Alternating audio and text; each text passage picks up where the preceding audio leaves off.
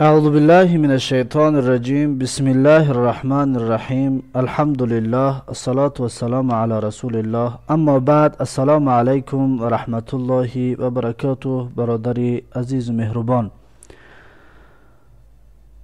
دویم درس آموزش زبان عربی که امروز برای شما پیشکش میکنیم که حالا ما در شناس شدن و آشنا شدن حرف های زبان عربی هستیم. موضوع این درس فتحه، کسره، ضمه می باشد، یعنی زبر، زیر، پیش است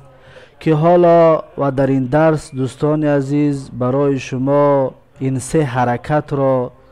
که زبر چطور است و زیر چطور است و فتحه چطور است و چطور خوانده می شود انشاءالله برای شما پیشکش میکنیم و امیدوار هستم که درس گذشته را از خود و حفظ کرده گرفتید. امروز باز آن حرف ها را پیشکش میکنیم با زبر، زیر و پیش. الف زبر ا، ب زبر ب، ت زبر ت، ف زبر ث، جیم زبر ج، ح زبر ح، خ زبر خ،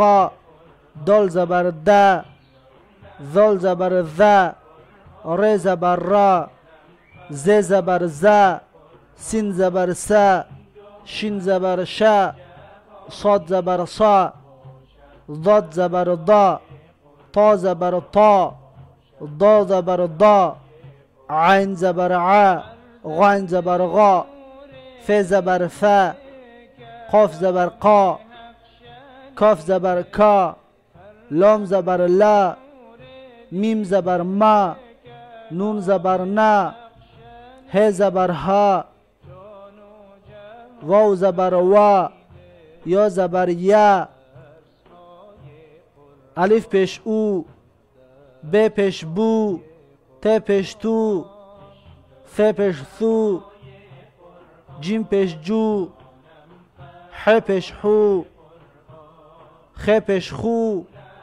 دال پیش دو، ذال پیش ذو، ر پیش رو، ز پیش زو، سین پیش سو، شین پیش شو، صاد پیش سو، ضاد پیش ضو، تا پیش تو، ضا پیش ضو، عین پیش عو، غین پیش غو، ف پیش فو، قاف پیش قو، کاف پیش کو، لام پیش لو، میم پیش مو، نون پیش نو، ه پیش هو، واو پیش وو، یا پیش یو، الف زیر ای، ب زیر بی، ت زیر تی، ف زیر ثی، جیم زیر جی، ح زیر حی، خ زیر خی، دال زیر دی، ذال زیر ذی، ر زیر ری، ز زیر زی، سین زیر سی، شین زیر شی، صاد زیر صی، ضاد زیر ضی، تا زیر طی، ظا زیر ظی، عین زیر عی، غین زیر غی، ف زیر فی، قاف زیر قی، کاف زیر کی، لام زیر لی، میم زیر می، نون زیر نی، ه زیر هی، واو زیر وی، یا زیر یی. این بود برادران عزیز و مهربان زبر، زیر و پیش. این را خوب دقت بدهید و حفظ بکنید، البته را به منفعت شماست و انشاءالله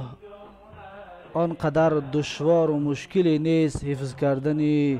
این سه حرکت که زبر، زیر و پیش است. باقی در امان الله جل جلاله باشید و الله مددگار و یارتان باد. السلام علیکم و رحمت الله و برکاته.